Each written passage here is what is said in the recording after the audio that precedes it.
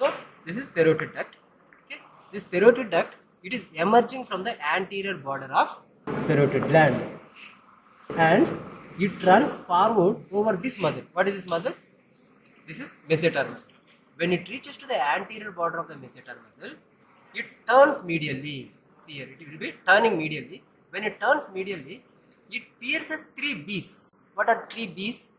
Buccal pad of fat, the fascia which is covering the buccinator, that is buccopharyngeal fascia, buccinator muscles. So it pierces three B's. Actually, after piercing the three B's, directly it will not open into the oral cavity. It will run in between the mucous membrane and buccinator muscle for some distance. Then when it reaches to the crown of second molar tooth, that to upper second molar tooth, there it pierces the mucous membrane and opens into oral cavity.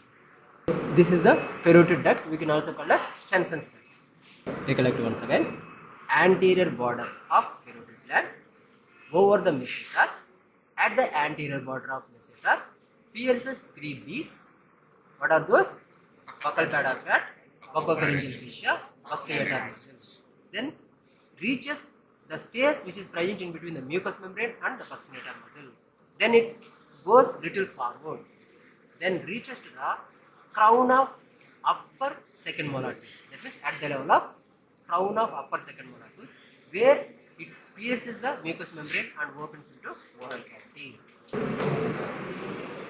If you wanted to see surface marking of it, see here, what is this? This is the tragus. This is the tragus. Actually, we pull little. This is the tragus, right? This is the red line of upper lip. You have to keep 1 point over the middle of the red line of upper lip, 1 point over the tragus. You have to meet these 2 points. When you meet these 2 points, you will get one line. You divide that line into anterior part, posterior part, and the middle part. That middle part represents the parotid duct. Getting my point? If you don't find in the dissection or in the surgery, this surface markings will help.